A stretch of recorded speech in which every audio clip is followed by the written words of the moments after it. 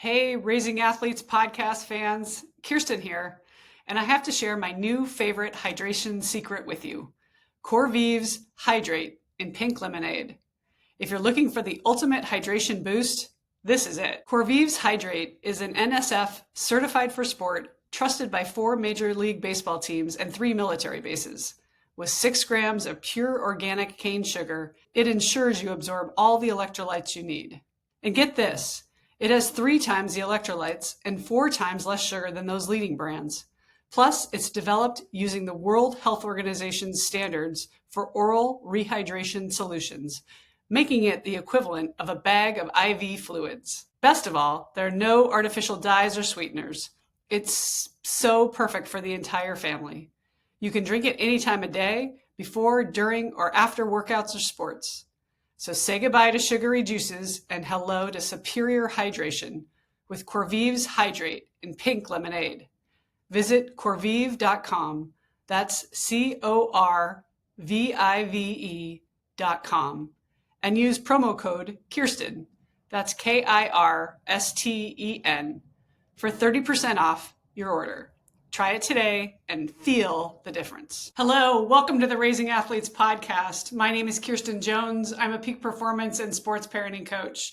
Susie Walton and I started this podcast 5 years ago, actually 5.5 years ago now, because we love hearing from others who are doing what we're doing, which is helping athletes, helping parents, helping coaches, hopefully, navigate this giant hairball that is youth sports. My book, Raising Empowered Athletes, is now out for almost a year. I've been traveling around the United States, speaking everywhere that they'll let me. In fact, our guest today's son is in one of the towns I spoke in and where I used to live, Buffalo, New York. So I'm so excited to have Sean Skahan on to talk NHL. I do actually have a hockey client, and it's a world I don't know a ton about. So I'm so excited to learn from you, Sean. Thanks for coming on today.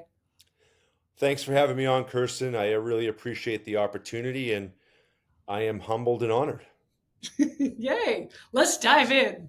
All Yeah, right. So I love hearing from people. It's always fun. I'm 54. I think you were similar ages, right? But how did we get here? Why did we get to the path that we ended up choosing? And sometimes it's by design, but a lot of times it's just by navigating what was in front of us. So can you share with us what your path to hockey has been? Like, how did you get to where you are today as a trainer of pro athletes and college and high school athletes? great question. My path is definitely a long one, and I realized that I always kind of fell into the next step along the way. And so I started as an undergrad at UMass Boston. I'm from Boston. You'll probably be able to pick up the accent as we go along here. But I went to school at UMass Boston, and I decided to switch my majors probably in my junior year, and we were very fortunate. We had a professor named Avery Fagenbaum. He's very big into adolescent strength training, and he was a researcher in an NSCA, which is the National Strength and Conditioning Association. He's a big wig with them, and we were pretty lucky because he ended up being at UMass Boston for I think 2 years, and those years happened to be when I was a junior and a senior at UMass Boston. So we had a kind of an exercise physiology curriculum, but when Avery came in, he brought in this strength and conditioning profession, and I was like, wow, you can do this as a profession. I was playing college football for the team at the school there, and I loved strength training, and I felt like it helped my performance. So I realized that that's what I wanted to do. And so senior year, I took an internship at Boston University where I interned with the athletic department there. And then the following summer, after I graduated, I worked for a prominent name in the strength and conditioning industry in Mike Boyle, and I interned with Mike. And then I ended up going to graduate school at the University of Minnesota, Hmm. where at the time I thought, I wanted to become a college football strength coach or an NFL strength coach and playing football. I thought that was going to be my path. But with my work with the hockey players at Mike's facility, he trained a ton of hockey players and still does. I realized that, wow, hockey is a great sport, great athletes. They work their butts off, and I really enjoy this. So my first job was at the University of Minnesota, where they have a really prominent college hockey program, and I work with their athletes there. And then my first kind of full-time job out of college, I worked at the University of North Dakota, which also has a pretty prominent college hockey program. And then after 1 year there, I went to go work at Boston College, where their men's hockey program is up there as well. So I did that, grad school, North Dakota, Boston College, probably within 4 years. I just landed these opportunities I thought would be great for me to to rise in the profession, and I got to do those opportunities in a short amount of time. And so I was at Boston College for a year when the Anaheim Mighty Ducks, they were called at the time, reached out to me and asked me if I'd be interested. And sure enough, I interviewed, and I spent the next 13 years at working for the Anaheim Ducks. They changed their names to the Anaheim Ducks a few years later. So I worked for the Anaheim Ducks for 13 years, and during that time, won a Stanley Cup. Got to go to the Stanley Cup Finals my first year, and ultimately lost in Game 7, which was crushing. But been to the Stanley Cup Finals twice with the Anaheim Ducks, and lots of Western Conference Final appearances, and worked with some current and future Hall of Fame players. And yeah, it's just that I got to do that. Then I chose to work for Boston University after 13 years with Anaheim. And then I was at Boston University for 1 year before the Minnesota Wild asked if I'd want to become a part of their organization. And I did 6 years with the Minnesota Wild. And now I own my own sports performance facility in Ham Lake, Minnesota, where 99.9% of my athletes are hockey players. And I am kind of the entrepreneur, coach, boss, everything now, and I absolutely love it. So hope that answers you. Hope that explains my path.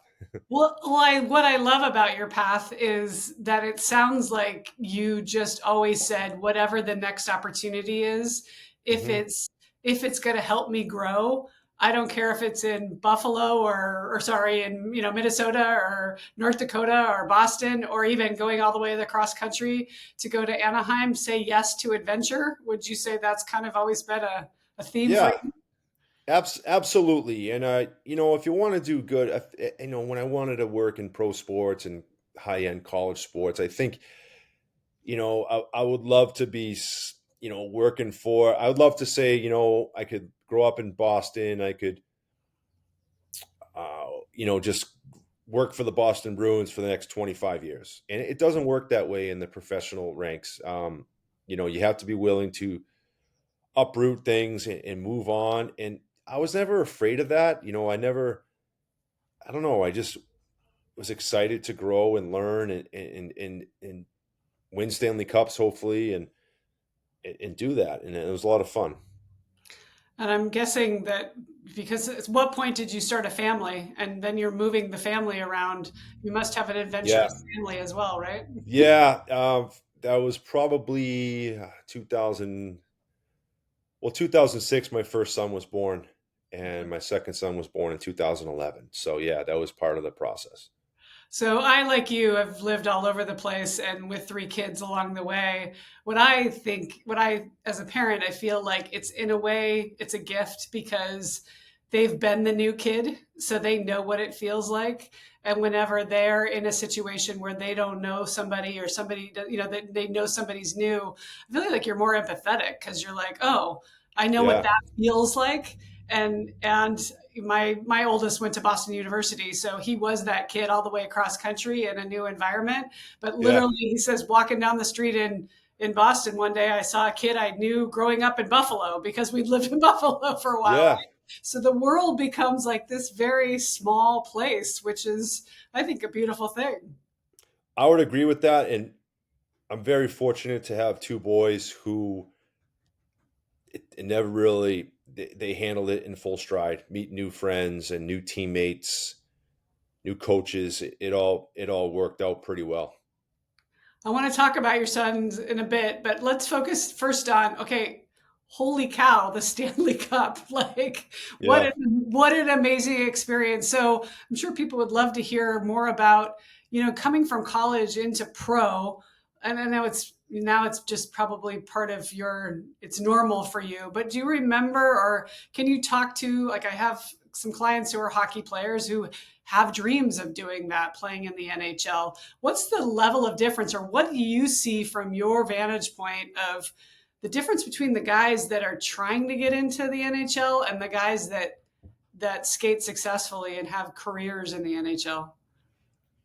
Yeah. So when I took over the Ducks, I came from a college hockey background, and I didn't know any better. I was telling someone recently that when I took the Anaheim position, all I knew was my college hockey background. So what did that mean? It meant, okay, the whole team was going to work out at the same time.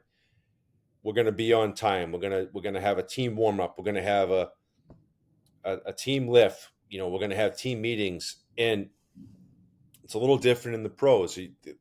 Professional athletes don't necessarily want to be told what time they have to be in the weight room training, and so that was an adjustment for me. But my whole philosophy on kind of the approach I had to a college hockey team was the same to a professional hockey team because I didn't know any better. But I think I made some adjustments along the way. And what I realized in terms of the athletes, pro athletes have, this is their job, this is their responsibility, this is their expectation, is to play the best that they can every night, and they don't have the stressors of going to school, taking a test, and being in their dorm rooms on this at the same time. They have a different level of responsibility and accountability. They have families. They have agents. They have this or that. It's a different type of stressor. Mm. Where in college hockey you can battle with your teammates to try to get more playing time. In the pros, it's a little bit different because you're trying to get that next contract. You're trying to get. There's a stress of you could get traded. Your contract could be up and you can sign as a free agent. So that's a big difference in terms of the college athlete versus the professional athlete, in my opinion. I know in the NFL, it's the average athlete lasts in the league about 3 to 3.5 years. Do you know roughly what it is for NHL? Like, do they have long careers? That's a good question. I don't know the exact number of that, but I would probably say it's a little bit higher than the NFL, maybe because of the number of athletes that are playing in the NFL versus the NHL. Because the NFL, you have 53 guys on the roster during the season. The NHL is more at, I want to say, 23 Oh, max yeah. roster size. But the NHL has the minor leagues. They have the American Hockey League, which is a whole other league under the NHL with teams affiliated with their NHL parent teams. The NFL doesn't have a minor league team, I guess. So it's probably a little bit higher in the NHL. Mhm. So thinking back to those two teams, the one that lost in the seventh game of the Stanley Cup and the team that won the Stanley Cup, are there themes about what made those athletes more successful? What helped them get to reach that ultimate pinnacle? Yeah, the first one that we lost, we had a goaltender that just played out of his mind during the playoffs in J.S. Jaguar. And that team didn't, we did have some superstars, no question, but not as many superstars as we had when we won the Stanley Cup. And I think that's the difference. Great players. We lost to the New Jersey Devils that year, who had really good players. Not saying our players were bad by any means, but this was pre-salary cap time as well. Mm. So our payroll, I think, was 36 million, and I think the Devils was a lot higher than that at the time. So that made a difference. Mhm. But the team that we did win it with, we had a team that was pegged to win the Stanley Cup during training camp, like from all the media outlets and all that. So there was a level of expectation on that team that and they had a swagger about them, that group, that they, day in and day out, they knew the end goal was the Stanley Cup or bust. So did they hold themselves to a higher standard, do you think? Like there was less even needing to push them, like they pushed themselves, or how did that Yeah, show up in the gym and what you saw on the ice? absolutely. We had a pretty tough coach who held that team accountable, really accountable throughout the whole season, day in and day out. Yeah, it was just part of the process. The guys came in the gym when they had to, and they got what they needed to do, and it ended up, the best case scenario. That's amazing. So before we jumped on, we were chatting and you were sharing with me about your son and what exciting summer months you have ahead. And I, given what I do and what going around and speaking to parents all throughout the United States, I I think you'd be hard pressed to find a parent who's like, yeah. My kid's really, really good, but I could care less if they ever play at the next level. And even if you're like, okay, that's not my expectation, there's always that like, I wonder if they would be good enough. So you sat on the other side watching all those guys come through the combines for years and years and years. And now your son is standing at the front door of potentially getting drafted, right?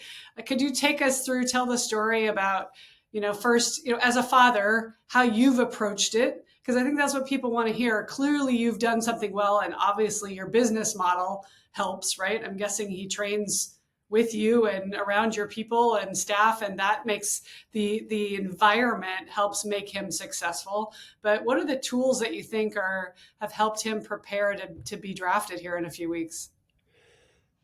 Yeah, well, great question. Again, I was saying earlier, it's been surreal, just from my perspective of, working with all these NHL teams and seeing these young kids come in every summer and trying to achieve their goal of making it to the National Hockey League. That's pretty cool. And so my son, he grew up in that environment of, like I said, we made some moves along the way, and he was always a part of that. And he just, he was a Anaheim Ducks fan, and he was a Minnesota Wild fan. So, I'd bring him around the rink all the time. I'd bring him to practices, games, and come into the locker room after games. So he grew up like seeing that environment all the time. That was just the way it was. It was, all right, you coming to work with me, bud, and maybe we'll get on the ice and skate around a little bit and get a little workout in. And so maybe it just kind of came natural to him, and then, as far as, I probably started really, quote, working with him when he was probably 11 or 12. And we just start with the basics, and he just loved to train. Still loves to train. It's never been with him with It's never been, I never had to beg him to go to practice. I never had to beg him to come work out. And he just did it. And, he loves the game and loves his teammates and loves being around hockey. And so it's amazing that, he's 18 now and it's coming to fruition in some way, somehow. So that's pretty cool. Do you know what age, or could he articulate what age he remembers having that dream? Or does he's like, that's just always what I've always wanted to do? I think it, I think he's always known he wanted to do it. Hmm. If that makes sense. Like, I can't remember a time when he said, like, "Hey, I want to play in the NHL someday." It Hmm. always just, I don't know, it just came natural. Just, he's always been around, good hockey players, teammates that love the game. So that environment was always there for him, especially living in Minnesota for these past 9 to 10 years now. One thing I hear as a common theme with, well, so two things. One is the Tom Brady's, the, Steph Curry's, those, like, they just love the grind. They Hmm. love breaking down what are the little things that I can be doing better, like infinitesimally slicing it to make myself better. It was never about who I was going up against. It was always about getting better. And I think that's on one side of peak performance where when you're just curious about how it looks going outwards. And I think on the opposite side, what we're seeing are kids at 10 being told, oh, you're really, really good. Oh, you could go to the NHL. And then the parents, I had actually a mom on the phone. It was about soccer the other day from Westchester. And she's like, my daughter's a really great soccer player. She's 10. All those parents think all of their kids who are at this one club are all going to be pro soccer players one day. So she says, my kid hearing this all the time that you're the best of all of this group. And so, like, think back to our day, it was never even discussed, would you play in college at 10 or 12 or 15? I mean, it wasn't Right. until you were a junior or senior that somebody said, oh, have you thought of it? Right? That you Hmm. even entertained the idea of playing in college. So just juxtaposing what I like what you're saying is clearly this is an inside job. He bought into, he loves the grind, he loves to get better. This isn't a dad says, I need to be the best. I need to go to the NHL. Hmm. Yeah, not at all. Like my son was probably not the best player, but he was always one of the biggest kids. So things probably came easier for him because he was bigger. And so yeah, yeah, it's getting crazier and crazier every day. It's 10 age 10 and you have situations where those 10-year-old soccer players are playing soccer 365 days out of the year. And so that's and if their plan is for them to play soccer 365 days a year until they're 18, like that's not going to happen. You have to have these other sports, these other activities that could essentially help you play soccer better, if that makes sense. So in hockey, maybe it's playing baseball, playing soccer, playing football. So those things are needed to develop a well-rounded athlete, in my opinion. So is your son a multi-sport athlete? He was definitely a soccer player when he was younger. He played baseball, he played basketball, he played flag football honestly, I didn't want him to play tackle football because he was so tall.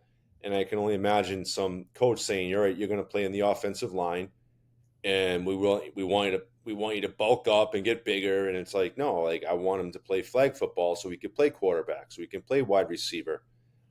And so that was the only time I said, "No, you're not playing tackle football."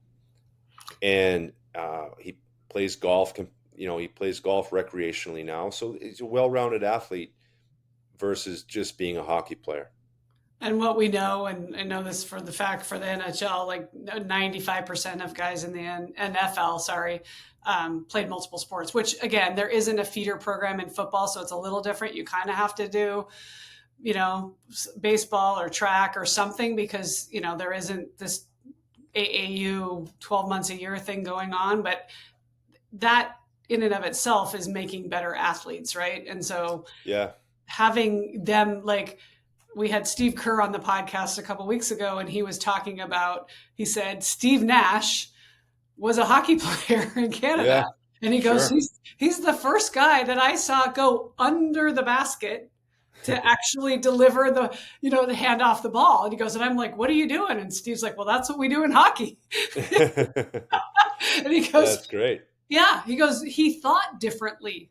And so just having that muscle of, I'm sure your son's soccer spacing, seeing the floor, seeing the ice, spreading it out, like all of that ends up playing in even indirectly into how they compete, right? Oh, 100%. It's being able to handle the puck in your feet. It's hand-eye coordination from baseball hitting to watching the puck leave your stick or handle the puck in your stick. It's that also relates to golf. Can you hit the ball farther? Can you keep your eye on the ball more? Yeah, there's so many different crossovers from sport to sport. And I think that's imperative to help, if you do end up choosing one sport to play, I think that's important to have that layers of the layer and foundation of athleticism to each sport, if that makes sense. Yeah. So when you were wearing the hat of working with the pro teams and you were being at those combines, what was your role? What were you looking for from those athletes that, like, what was the report back that you were giving as to whether this was a green light guy or not? Yeah, great question. So in the circles of the scouting world, so what happens is your scouts will tell you, okay, keep an eye on these guys and let us know what you think. And you don't have a crystal ball because all these kids are 18 years old, but you try to present a profile to the scouts of what this athlete could be. And so you take some of the physical metrics that they show at the combine test, whether it's power, strength, speed, um, aerobic conditioning, anaerobic conditioning. You look at that profile and you try to give them something like, okay, if they improve on this, they could be this. And it's tough. You can't look at a kid and his body stature and say, okay, this guy's going to be 225 pounds. You really can't do that, but you try to do the best you can. Yeah, and as we know, with boys that are 18, they're definitely not done growing yet, right? I mean, Yeah, some of them could be, you know, some of them could be tall and skinny, and some guys could be fully developed at that age. They could have a full facial hair. Some kids don't, and it's tough. Not everyone's the same.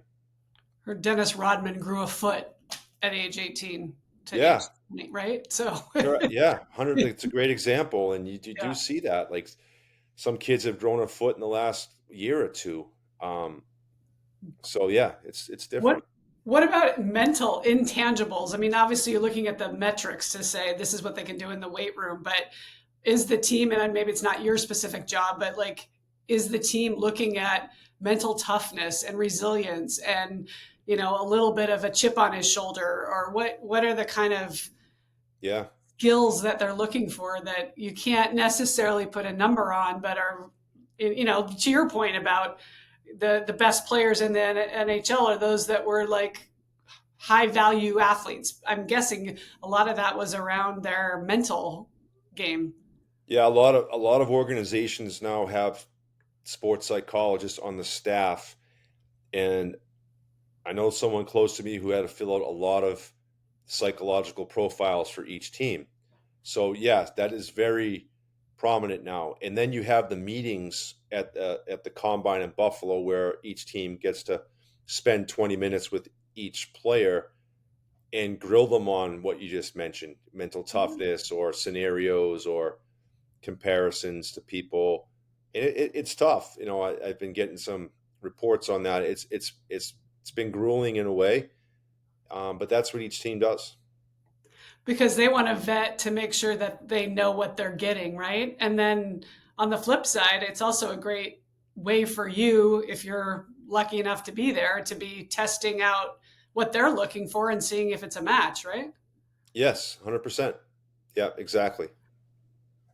So I was talking to a college basketball coach yesterday, and he was talking to a 76ers scout and talking about mindset and what he's like. I used to look for, and I know hockey's a bit different because there's so much physicality in hockey. Because I used to just look for nice guys off the court because that's what we want in our organization. But he goes, I realize if I need a shooter, I need somebody who's pretty much has a chip on his shoulder, like has that like intangible attitude. I would assume in hockey, you need a lot of that, right? Or is that just innate with hockey players? I would think so. I think players need to be pretty confident and assuring of themselves that they are who they are and believe in themselves and what they could bring to the team. Yeah.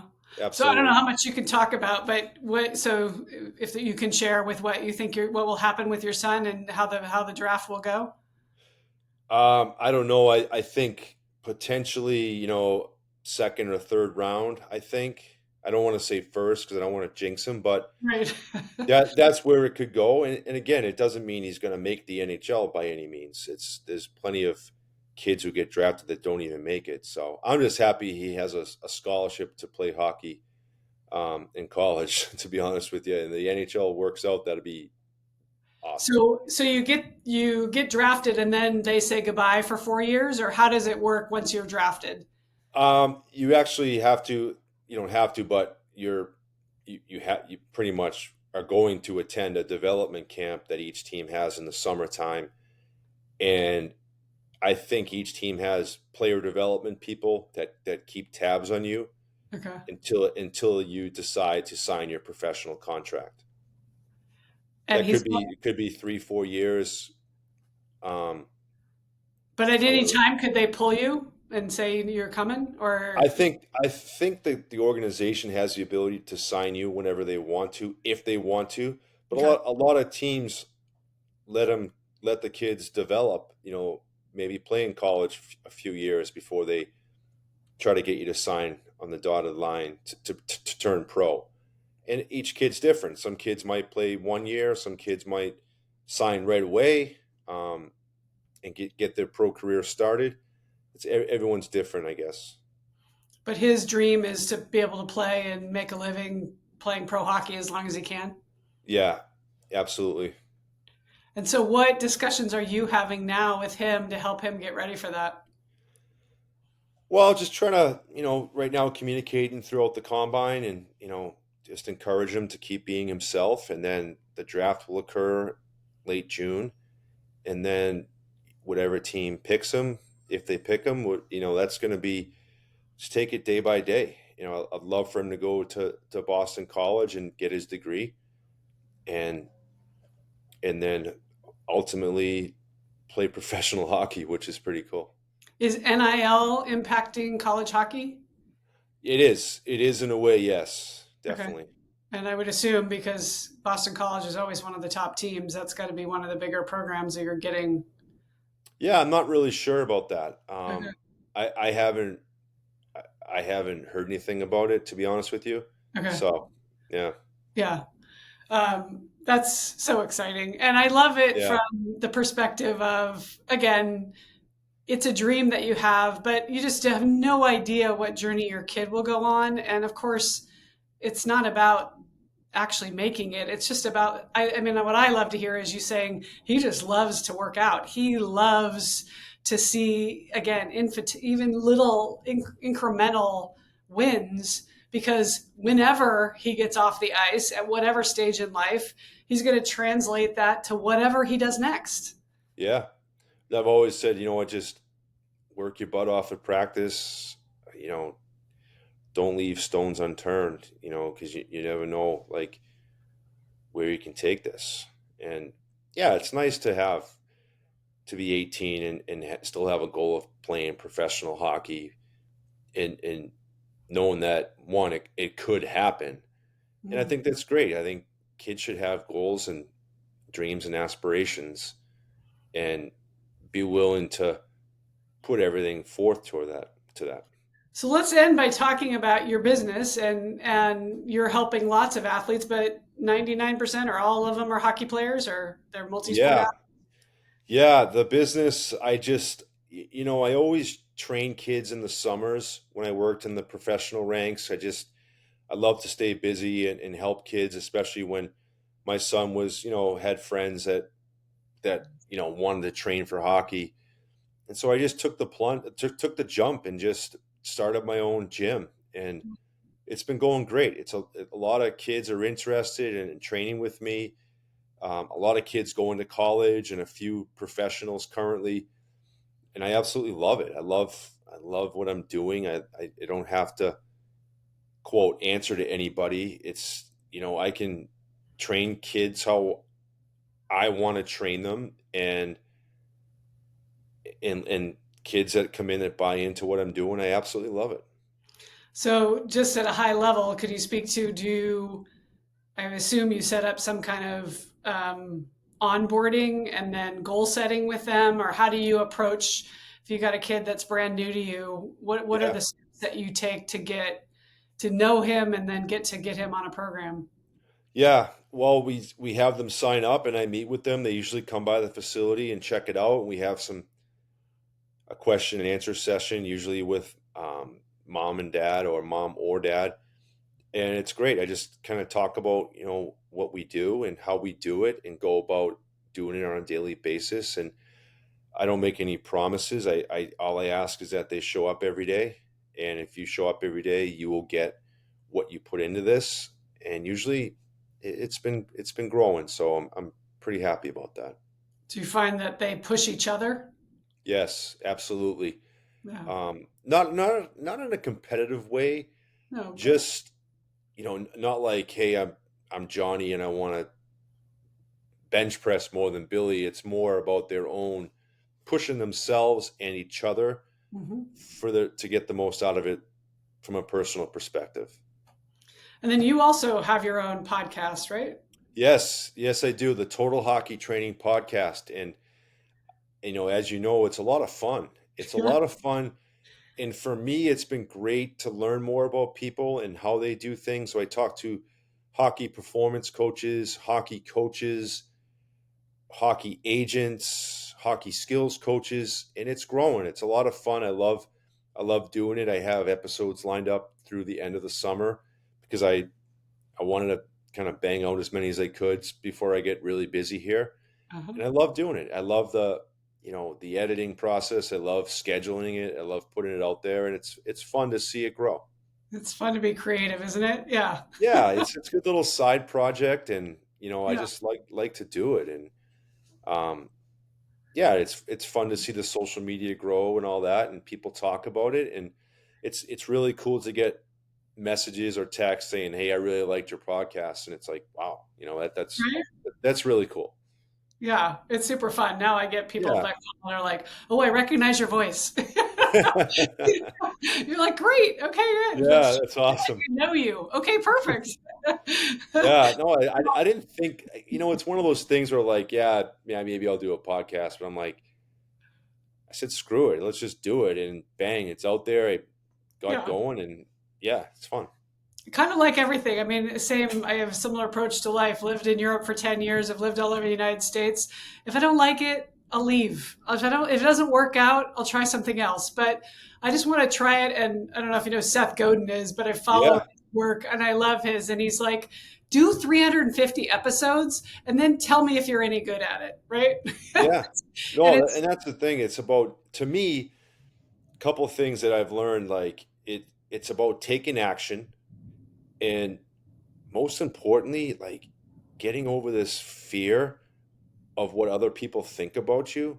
yes. I got to a point where, like, I don't give a shit. Sorry, that's a Yeah, swear. no, it's perfect. I agree. I don't give a shit what anyone thinks about me. I'm just gonna do it. And if Yeah. people judge me, one, they're not gonna say it to me. So what do I care? And like I think, but I also think that people are so caught up in wondering, thinking about themselves, they don't care that I'm doing a podcast. They don't, what Yeah. if that makes any sense, Totally. if you know what I No, mean? I Yeah, had the same. I worked for Nike for almost 15 years. So when I was an employee of a big company, you said, "What do you do?" Oh, yeah, you work for Nike. Like, check. Like, I can put you in this nice little box. But when you start to be an entrepreneur, where it's like, "Oh, who are you?" Then you yeah, feel like exposed and like, okay, what if people don't like me? And same, I kind of got to the point where I'm like, you don't like me, click away. Delete yeah, me, fine. And I'm not yeah, going to be for everyone. And in fact, it's better if I'm not for everyone because if I right. am for everyone, then I'm for no one. So hopefully, again, if I have my little tribe of whatever, a couple dozen or a couple thousand followers that like what I am serving, awesome. Belly up to the Yeah. bar. Let's go And to battle. that's the same with me. Like I don't know. I just love, like, Gary V stuff where Yeah. his little, like, no one cares. Like, like, stop caring what other people think about you. Like I take that to heart. Like, Yeah. yeah, I just keep posting and, you know, making episodes, and like you said, your tribe. I have the kids who come to my gym. I have the kids who look to me to help them get them better. And that's what's all about. I want to help hockey players Yeah. achieve their goals, and I'll do whatever I can to help anyone. So And that comes through in all you do. And so that yeah, authenticity, right? Then people are showing up because they're like, well, he stands for something, which is like aspirational. You're like, okay, great. The yeah, opening quote I have in the book is the Roosevelt quote about, if you're in the arena also battling, then great, give me some feedback. But if yeah. your face isn't marred and you're not falling down and getting up, then you know, don't be a hater. Like don't spend. And that's, I think, unfortunately, what our I love kids, that quote. yeah, are Yeah, suffering from so much, where everything is on social media. Everything is, what was I saw yesterday? Oh, about I follow USA Volleyball, and they just announced the national team, and the number of haters about the coach is stupid because he didn't choose this kid and this kid and this kid. Like, really, you're spending your time deciding, like in the yep. peanut gallery about, the guy who's won 5 gold medals himself, and is making a decision for what's best for the team that you don't even know. So it is fascinating, and I think our Oh kids. yeah, and I'm seeing it now. Like I get frustrated because you have these draft NHL draft expert gurus, and most of them are probably sitting in their parents' basement, yelling at their mom to make them a sandwich, ranking these 18-year-old kids, and it's like, yeah, okay, people look at that and discuss it, and it's like,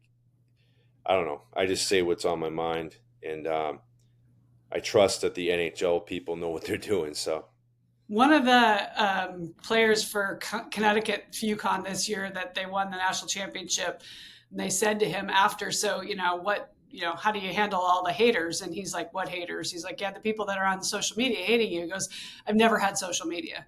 Like, yeah, well, what about, when did your parents take it away? He said, they never took it away. I never had it, so I don't worry about it because it's not in my pure purview. What has been to pivot a little bit, but what has been your parenting strategy with your son? And as far as he's in a big limelight, like right now, how much does he look at it? Does it bother him? Does he just tune it out? yeah, he doesn't look at it. I know he has social media, but he doesn't really respond to or let it affect him at all. I remember kids back in Anaheim that I saw it affecting them. Like I saw it really. I deleted my Twitter account today. It's like, well, why are you looking at that stuff? Yeah. Like there's situations where a kid might turn it over at the blue line, a guy might go in and score, and that kid's going to get shredded on social media. They're not going to say good things about you. So why do you want that negative energy impacting you? It has nothing to do with you. So Yeah. yeah, it's like it is what it is. So hopefully, people can just turn that negative stuff off. Do you Again, find it's the better in unfollow Minnesota? Like, are kids getting to social media later, or are they having it just as often and as early as everywhere else? I think kids are getting into it often and early as everyone else. I think it's TikTok and Instagram. I think Twitter isn't really that big for kids.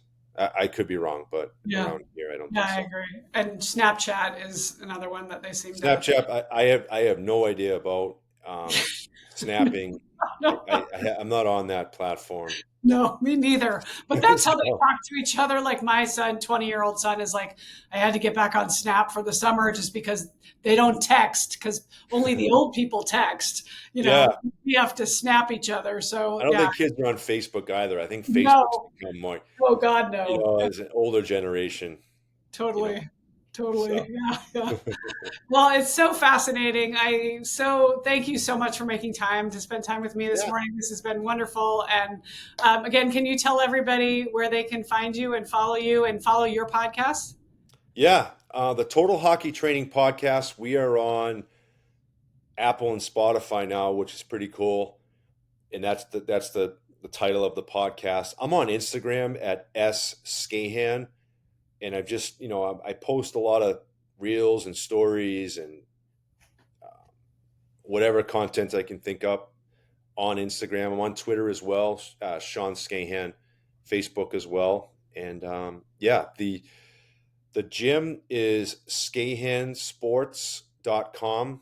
www. I can't even talk. Skahansports.com is our gym address, and I also have an online training program for hockey players. It's called Total Hockey Training, And the link for that is on skahansports.com.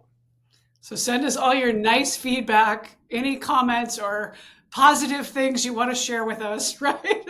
Yeah, please. No room for haters keep here. it So, going. That's yeah. right. So last question. We Yeah. love to ask all of our guests. You can finish this sentence however you like, with a word, with a paragraph, however fits you. But with your experience, how would you finish this sentence? The best athletes I know do this. They embrace the monotony of the day in and day out activities that it takes to be successful. So, what does that mean? So, the same things over and over again on a daily basis, whether it's your routine for practice, whether it's your routine for game days. The ones who last the longest embrace that monotony and continue to do it on a daily basis. Beautifully said. I love that, and Thanks. I feel the same. So thank you so much, parents, coaches, athletes. Please like, share, follow us. We are trying to also have the same mission to help others, navigate this so that we can raise not only strong athletes, but more importantly, extraordinary people. So thank you for listening, and let's do this. Hey, Raising Athletes podcast fans, Kirsten here, and I have to share my new favorite hydration secret with you. Corvives Hydrate in pink lemonade. If you're looking for the ultimate hydration boost, this is it. Corvives Hydrate is an NSF certified for sport, trusted by 4 Major League Baseball teams and 3 military bases. With 6 grams of pure organic cane sugar, it ensures you absorb all the electrolytes you need. And get this, it has 3 times the electrolytes and 4 times less sugar than those leading brands. Plus, it's developed using the World Health Organization's standards for oral rehydration solutions, making it the equivalent of a bag of IV fluids. Best of all, there are no artificial dyes or sweeteners. It's so perfect for the entire family. You can drink it any time of day, before, during, or after workouts or sports. So say goodbye to sugary juices and hello to superior hydration with Corvives Hydrate in pink lemonade. Visit corvive.com. That's CORVIVE.com.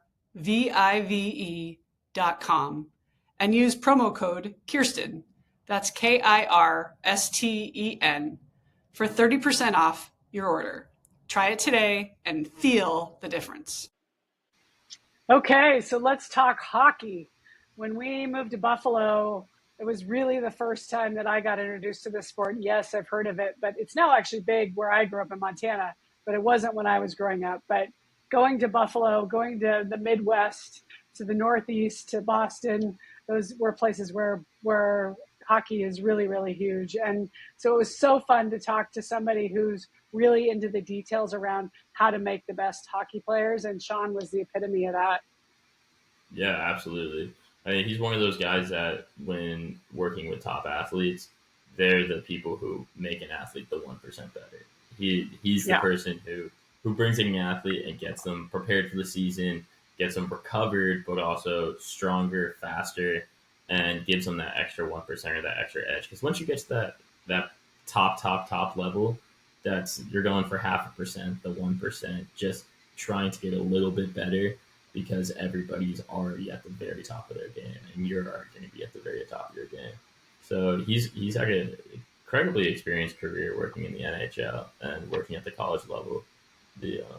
So speak to that a little bit and what he's done so far. Yeah, I loved how organic his career became, because he kind of figured it out pretty early that that's what he really wanted to do. And I think that's pretty rare. Most people are trying things, we're sampling, but when we're young, we don't really know what we want. And he seemed to figure it out pretty quick, that what not only what he was good at, but what he really enjoyed, and how he enjoyed helping athletes become their best, and getting to be a part of like a Stanley Cup winning team, and seeing and working with the best athletes. I think it's so fascinating, because there is this buzz, I think, around programs that are winning and that are having high expectations, that are holding a standard really high. And I'm sure all of that he's now incorporated into the training he does with younger athletes who are all aspiring to be the next version. Yeah, no, absolutely. And his strength conditioning stuff is always going to be kind of his foundation. But I feel like those types of relationships are also that foundation is where a lot of players will end up coming to, and what his son has been able to propel to going on towards the NHL as well. And the contacts and but also the mental side of the game. He probably has a pretty good idea of what's going through a professional's mind and being able to translate that to his own kid and advice for his own parenting as well. Yeah, we spoke about it a little bit, but I think about it a lot with my own kids, which was, I know the ball stops bouncing for them all at some point, but I wanted them to not be afraid to walk into a weight room and, again, to be an athlete for life. And as Kylie pivots away from doing sport, I love that she is very, knows who she is enough and knows what exercises to do and believes that she can go in there and do a workout. And I think women particularly get intimidated by walking into a weight room. They feel like, oh, I don't know what I'm supposed to do. I don't want to look bulky. So I love the mindset of training athletes how to be their best in their sport, because that will then translate far after they're done competing. Yeah, exactly. And I think that is something that a lot of people struggle with, something I never knew, really, being an athlete, because it's just kind of ingrained in you. You're always built to have that level of comfortability doing athletic movements, doing athletic anything. And after I've kind of graduated college, people struggle same way. A lot of people get choice paralysis of, should I learn a language? Should I learn an instrument? What does that even look like? Same things goes for athletics. So building an athlete for life is always, that's a great motto that you're always preaching, and I think is really important for kids growing up, is to be able to feel comfortable taking on risks, taking on challenges, and entering a world of the unknown. And I see a lot of people, coming out of college or getting older and being like, I want to take my fitness seriously, but I don't even know where to start. And Yeah. For Sean, he works with some of the top athletes, so they don't have that issue. But having somebody within the gym who can make people feel comfortable and confident is invaluable, because it gives people a platform to be fit and to be athletic for a lifetime, not just a short period of time. And I don't know him that well, but my impression, just in this two times that I've spoken to him, is he's setting a great example for his own children. And that's why his son has risen, one of the factors. And I get that a lot. I have parents that are like, how do you get your kid to the next level? And usually it's because they want to do it. There isn't a lot of mom, dad, or anybody else pushing it down their throat and saying, you need to do X, Y, and Z, and if you do it, you will get to the next level. It's those kids who are curious, the ones that are asking, what else can I do?